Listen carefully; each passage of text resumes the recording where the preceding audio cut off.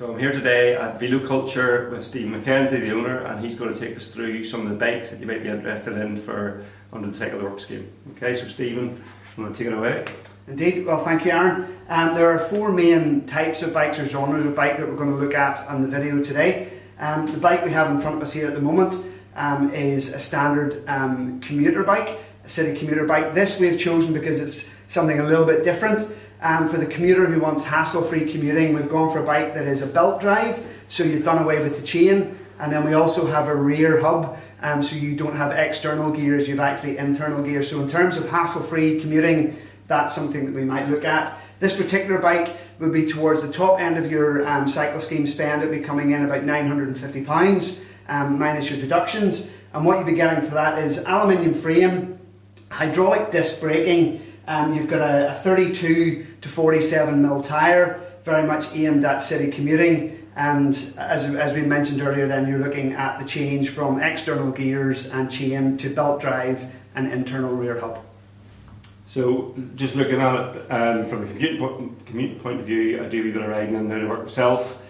The things that make this a good commuting bike for me, Stephen, would be the size of the tyres. Correct, There's yes. a lot of potholes on the road, so slightly chunkier tyres. Not quite the size of a mountain bike tyre, but somewhere in between that and the road bike.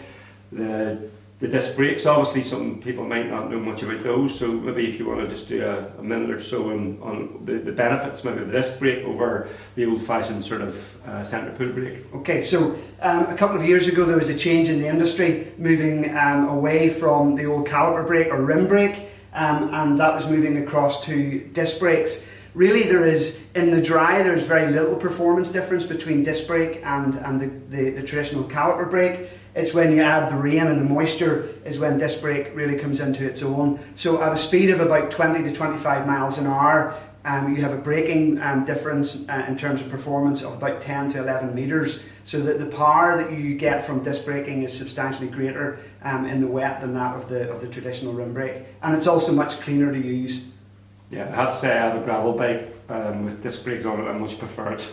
It's stopping part of it. I feel even more comfortable in the dry, especially when going down a hill or something fast. I just feel they're slightly more sensitive to your braking than whatever else. In terms of this is a wee bit different, the belt drive. Absolutely. So maybe just say, you know, in the wet, you know, every time I come in off a ride, if it's been wet and mucky, I'm having to clean my bike, particularly a lot of hassle cleaning the chain. So obviously this is a big benefit because there's very little maintenance on this compared to, is that correct? Absolutely. So this looks very familiar to something you would see inside your car engine, and it is. It's the similar technology to the belts you would find in an engine. The great thing about this belt is there is no oil. So for those who commute in their working trousers and traditionally maybe have arrived in at work and they've got a stain of oil on the inside of the right leg, that is done away with. What it doesn't do away with is obviously the cleaning and general maintenance of your bike. You want to keep your bike clean and in good working order, but certainly it does away with the oiling and the rusting of a chain. A chain only lasts a certain amount of time, and this lasts, you know, substantially longer. So yeah, many benefits to it. It's very, very similar performance as a chain, without all the hassles of the chain. Okay, and the other one, probably for the commuter, important, if you don't want to be carrying a rucksack on your back, there's two things this probably has, these type of hybrid bikes have going for them. And one, you can put mud guards on them, usually quite easily, and the second is then maybe a set of panniers. So we'll look at panniers probably later on, again, just at different types.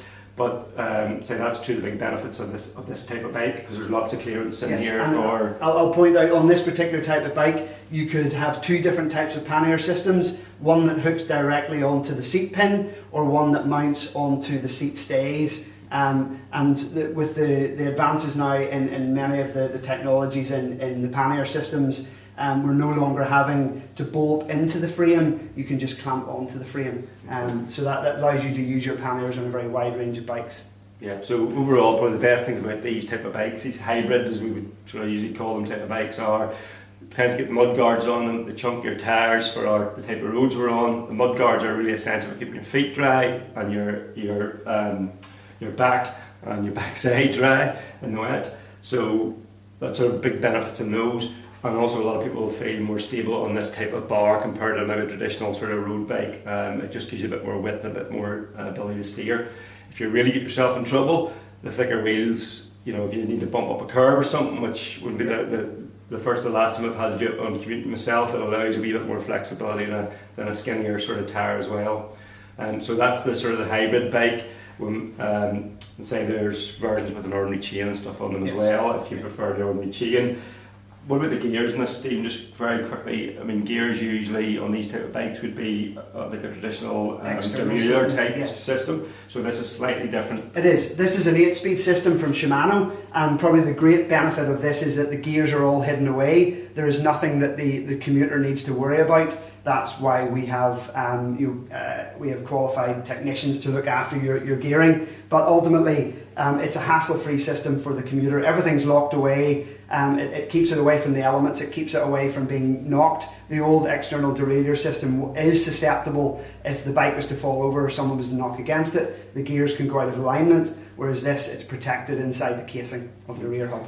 Okay, and just a few things that will happen when we look at some of the other bikes, and we'll just get it done and dusted now. Maybe the brake system here is more than like hydraulic, is that right? Yes, correct, yes. So it's the same as in your car. There's a fluid that actually powers the caliper. So in terms of servicing this type of stuff, Stephen, you know, it's not as easy to service sometimes these things as cables, although most people won't service even a cable bike themselves. But how often would you need to look at something like that? Well, we would always say that sort of the servicing plan that you have in your bike is very much driven by obviously the amount that you use your bike. But if you're using it 1 or 2 days a week to commute into work and possibly at weekends for leisure and pleasure, you're looking at probably one fairly major service in the year and one much more minor service in the year. But for the individual who's maybe only using their bike, you quite seldom, maybe 1 day a week, and that one service a year where the mechanic will put new hydraulic fluid into the system, that will just keep the system ticking over. Okay.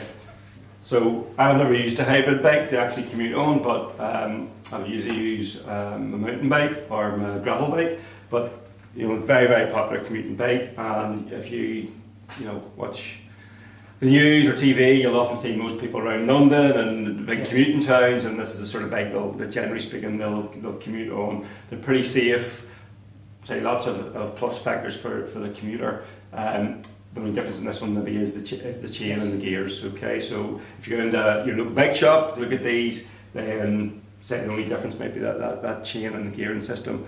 But we thought we'd choose this one because it's a wee bit unusual and it's got more benefits maybe than the traditional chain sort of driven bike. Okay, thank you, and we'll come on to a different bike in a few minutes.